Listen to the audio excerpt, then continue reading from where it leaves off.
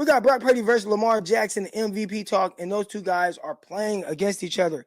Now, a lot of what I'm seeing, right? I've seen it in chats. I've seen it in chats, when I'm talking on Locked On 49ers. I've seen it in chats on here. I have seen it in chats on social media. People are like, where the hell did Lamar Jackson come from? They're trying to find anybody to throw in front of Brock Purdy. I don't know if that's exactly what's going on, but I will say this. Brock Purdy is the NFL MVP. Like, Brock Purdy is running away with the award.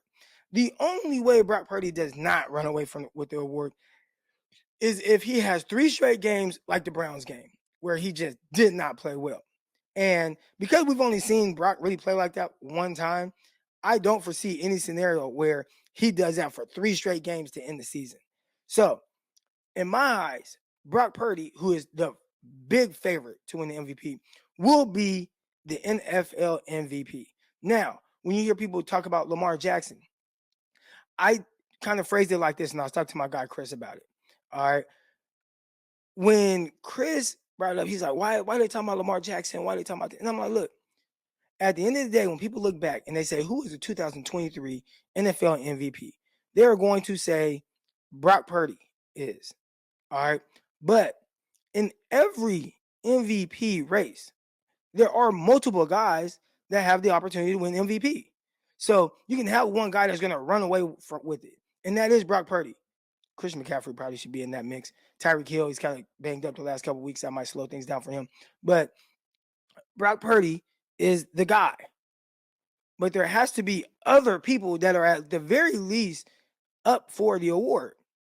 So that's where guys like Lamar Jackson come into play. And what Lamar Jackson is doing is really good. Now, it's not the eye-popping numbers, and I think Brock is leading in that category, which is still kind of weird because you start to look at like MVPs of the past, and I saw JT Sullivan. He had a tweet. He was like, who has had a great year that I might have started. Let me see if I did not bookmark it. All right, but essentially JT Sullivan was asking, he's like, who has had numbers like Brock and not win MVP? And you did not win the MVP. And the names that came up really multiple times, Drew Brees. Drew Brees had a year. He had a season, in 16-game season, because you got 17 games now. All right. Drew Brees had a 16-game season where he threw a lot more than Brock Purdy, but he threw for 4,600 yards, 5,400 yards, excuse me. Drew Brees threw for 5,400 yards, 46 touchdowns. And he did not win MVP because some other guys did some historically great stuff. And he had multiple seasons like that. 5,400 yards, 46 touchdowns, did not win NFL MVP. That is wild, right?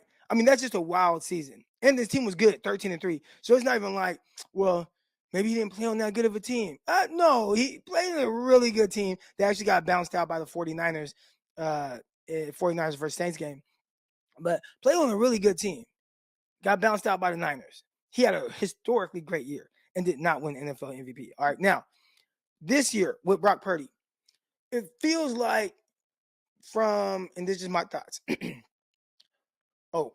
Actually, let me start with this because I want to make sure that I make this clear. Brock Purdy is the NFL MVP, and I don't think that there's anybody else that's going to touch him. You have to throw other people in the conversation.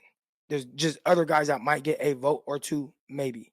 But there's just other people up for the award. And Lamar Jackson is one of those guys. I think Lamar Jackson, deservedly so, is up for MVP. This is a guy who is really he has to do a lot of the heavy lifting on his team. And that's not to say that Brock isn't doing a terrific job with what he's doing. Again, Brock Purdy should be NFL MVP. But Lamar Jackson, with what he's doing, it's hard. I'm pretty sure he'll tell you, man, there's a lot on me. He has to run for first downs. He has to throw for first downs. He's not having his most efficient with the numbers, but I guarantee you this.